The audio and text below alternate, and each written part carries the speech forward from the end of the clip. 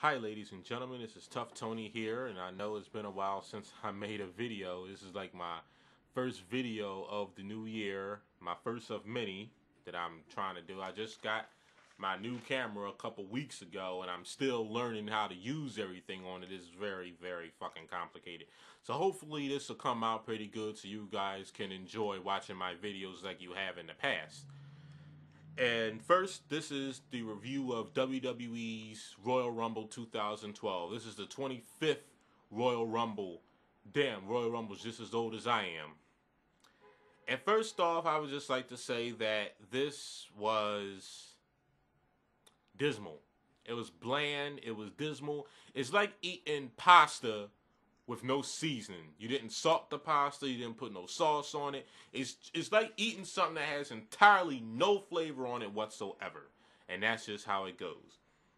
We start off the match with the World Heavyweight Championship triple threat cage match where you can win by pinfall or escape, with Daniel Bryan defending against Mark Henry and the Big Show.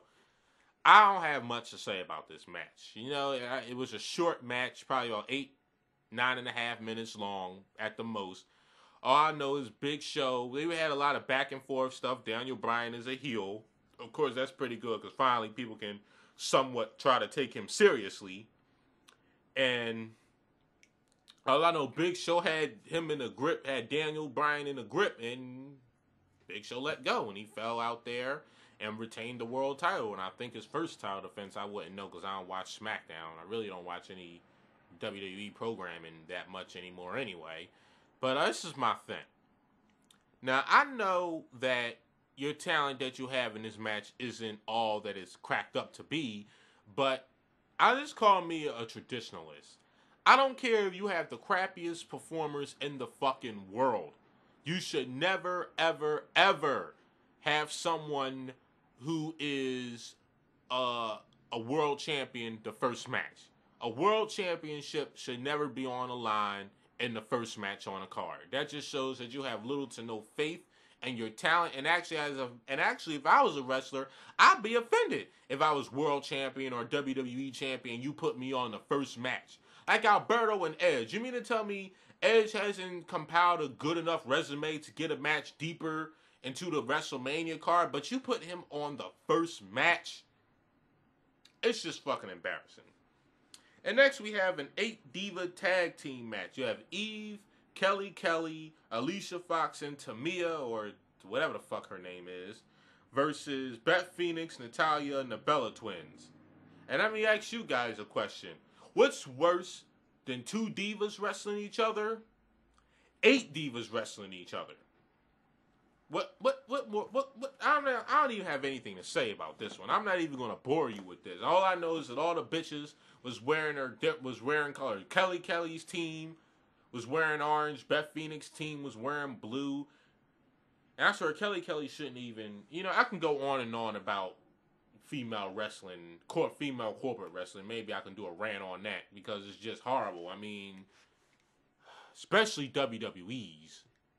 They treat the knockouts like shit, and the women in WWE can't even fucking wrestle. You have a bunch of lingerie models and trying to call it wrestling. Cartwheels and call it athleticism. You know, man, fuck it. I ain't even got shit to say about this one. I know Beth Phoenix hit Kelly with a glam slam for the win after a very brutal tag on one of the Bella Twins.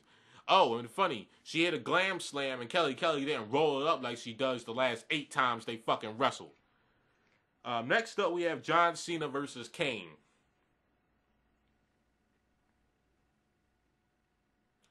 You know, John Cena is the only person I know that can have match of the year and feud of the year and worst match of the year and worst feud of the year in the same year. He does it. I don't know how he does it, but it's John Cena. I'm happy to see a renewed, rejuvenated Kane. He looks a little bit bigger or slim around, though. Depends on the camera angle. And this match was pretty much shitty at best. You know, it was just not even a high point of the night. It was one of the low points. Kane dominated early on in this match. He just whooped Cena's ass. Unlike when Cena wrestled someone like Great Khali, where he managed to get the upper hand, Kane got out of everything Cena did except for a little bit of STF, and he managed to kick Cena out of that one. Next thing you know, they rolled to the outside of the ring, a double count out on both of them. Those two started wrestling, well, I would say wrestling, glorified sissy schoolboy fighting backstage. Cena somehow gets incapacitated. Kane manages to find Zack Ryder, former U.S. champ Zack Ryder. That's a fucking shame. Didn't even let him have the belt for 2 fucking weeks. You know, maybe longer. You didn't even let him have the belt for like 2 to 3 fucking weeks. You let Dolph Ziggler have the championship for damn near 6 months and only defended it 3 times. Yeah. Whatever happened to 30 days? But they say he won, Jack Swagger won at a house show. But who the fuck cares? You know, I feel sorry for the people that paid to see it. But he takes Zack Ryder out to the ring. He tombstones him while Eve Torres is there. Cena comes down and intervenes long after the damage has been done and gets chokeslammed. This is one thing I have to say is that they can never let Cena take a loss. They have to have some stupid bullshit like this happen to him. You know, I'm trying to make this short and sweet because I'm not trying to ramble on. I could probably add more in the comments or something. But on top of that, the whole night they was doing Team Cena and Team Rock 5-minute vignettes. You know, that's just another split in the face of the talent. You know, saying, yeah, we know this is the main event for WrestleMania. Y'all been blowing it out of proportion since the first night after last year's WrestleMania. And I'm pretty sure that every match on WrestleMania card is going to suffer because of these 2 fucking idiots. So, yeah. Try to see that over someone else's house or try to find it a streaming of it. But don't spend your own hard-earned money over that shit because you will be disappointed. Next thing we have Drew McIntyre versus Brutus Clay. Squash match. I thought Drew McIntyre was supposed to be the chosen one. You know, I mean, I have a horrible fucking accent, but I've tried to do a European accent, but I can't because I'm kind of flimmy this morning. But I don't even want to talk about that one. I don't even want to talk about it. Then we have the WWE Championship match. Yeah, a main event. Yeah, the last match before the Rumble. This is probably the only high point of the entire night, even if it was Dolph Ziggler in the ring. I mean, you can always depend on CM Punk to at least give you a good match, a semi-decent match. Even though I'm against Dolph Ziggler even being in a WWE title match to begin with, but this match was pretty good. I mean, unlike other people in the WWE, CM Punk has the ability to get some people over. You know, that's one thing about CM Punk. He can still get these people over. I don't see Orton doing it. I don't see Cena doing it. I don't see Triple H doing it or anything like that. Actually, I'm going to do a video on that one, too. I'm going to actually do that one when I'm finished this one. I may upload it tomorrow or I may do it sometime today.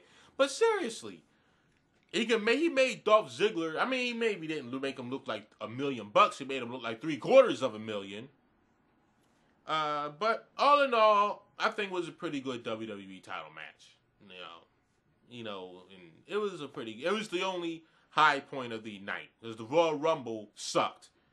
We only had a couple of surprises. Everybody at the commentator's position was in this match. Booker T, The King, Michael Cole. Oh my God, he was in there. Fucking,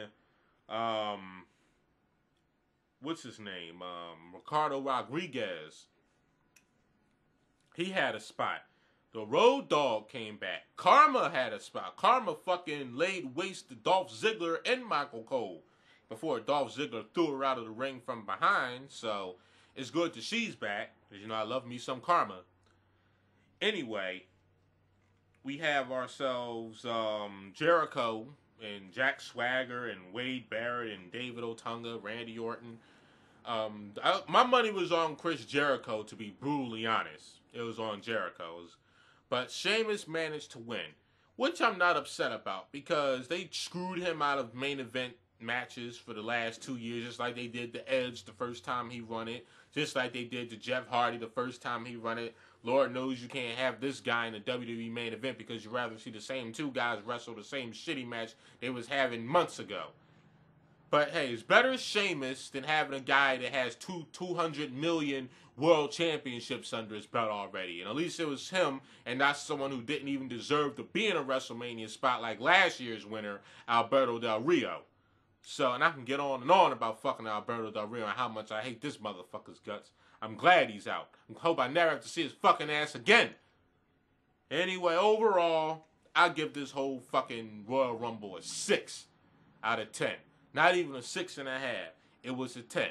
And actually, if this isn't one of those events that leads up to WrestleMania, I don't think anybody will fucking give a damn. Because you can count on the fans for always getting the Royal Rumble, the WrestleManias, the Survivor Series, and SummerSlam. You know, you can always count on the fans to buy into that bullshit. But this was hard. I mean, of course I did not review TNA's last pay-per-view. I watched it, but I don't think I'm going to do any reviews for TNA anymore because for the most part, I really can't sit through most of this stuff anymore. I'm really starting to lose my interest in everything here. And, like, all I can say is that TNA's pay-per-view a couple weeks ago was slightly better than this one. Not by much. So, this is Tough Tony signing off. I will see you next time.